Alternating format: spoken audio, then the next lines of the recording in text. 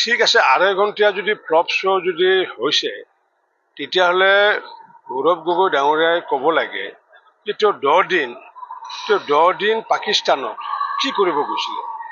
যিখন দেশে নেকি আমাৰ ভাৰতবৰ্ষই আমি কেইবাখাও আমি জোৱান ইতিমধ্যে ইয়াতে হত্যা হ'ল, কেইবাগৰাকীও ব্যক্তিক পণবন্দী কৰি ৰাখিলে, 5খনকৈ যুদ্ধ হৈছিলে আমাৰ ভাৰতবৰ্ষৰ পাকিস্তানৰ মাজত। আনকি ক্ৰিকেট খেল এখন চলিলেও সকলো মানুহে ভাৰতক ছাপোৰ্ট কৰে, আৰু পাকিস্তানত যেতিয়া ক্ৰিকেট খেল মানুহে চাই থাকে তেতিয়া পাকিস্তানক ছাপোৰ্ট কৰে।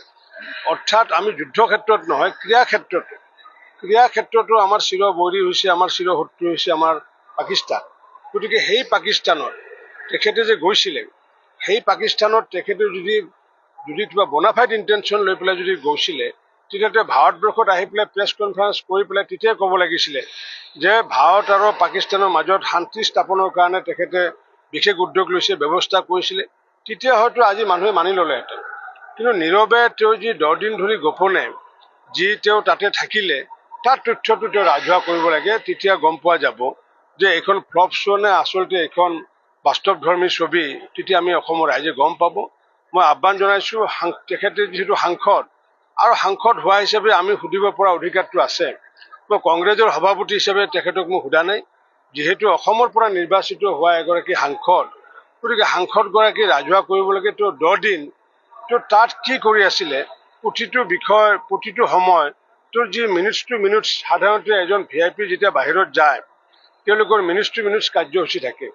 গতিকে তেখেতে সেই 10 দিনৰ মিনিটছ টু মিনিটছ যি কাৰ্যসূচীসমূহ ৰাজহুৱা কৰিলে নিশ্চিত ওপৰত মানুহে গম পাব যে এইখন ফ্লপ শ্ব' নে এইখন বাস্তৱধৰ্মী এখন ছবি। এই বিষয়টোত তেওঁ যিহেতু ব্ৰিটিছৰ নাগৰিক, গতিকে ব্ৰিটিছৰ নাগৰিক সন্দৰ্ভত মই সেইটো অধিক ক'ব নাযাওঁ, কাৰণ মুখ্যমন্ত্ৰী ডাঙৰীয়াই যিহেতু কৈছে। কিন্তু তেওঁ যিহেতু গৌৰৱ গগৈ যিহেতু সাংসদ, অসমৰ পৰা নিৰ্বাচিত হোৱা সাংসদ, গতিকে আমি জবাবদিহি কৰিব পৰা আমাৰ স্থল আছে, আমাৰ ৰাস্তা আছে।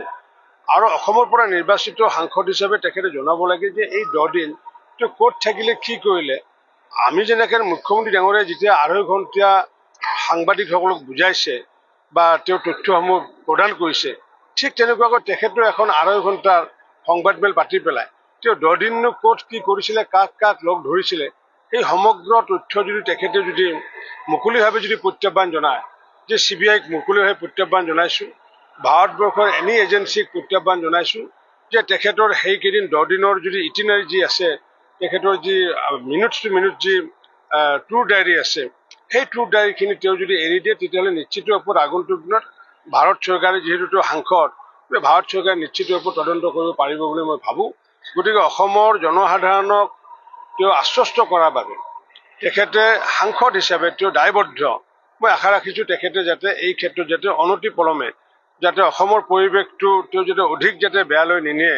আজি অসমৰ পৰিৱেশ, আজি যি পাকিস্তানক লৈ পেলাই আজি যি কথা আহিছে, যোৱাকালি দেখিছোঁ যে সংখ্যালঘু সমাজৰ ৰাইজে গোবৰ্ধনা, বৰপেটা জিলাৰ গোবৰ্ধনা অঞ্চলত হাজাৰ হাজাৰ সংখ্যালঘু ৰাইজে ওলাই আহিছে।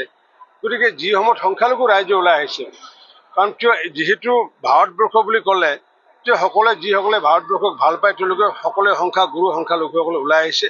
গতিকে তেখেতে সাংসদ গৌৰৱ গগৈ ডাঙৰীয়াই ৰাজহুৱাভাৱে স্পষ্টকৈ কৰক 10 দিন তেওঁ ক'ত আছিলে, ক'ত নাই।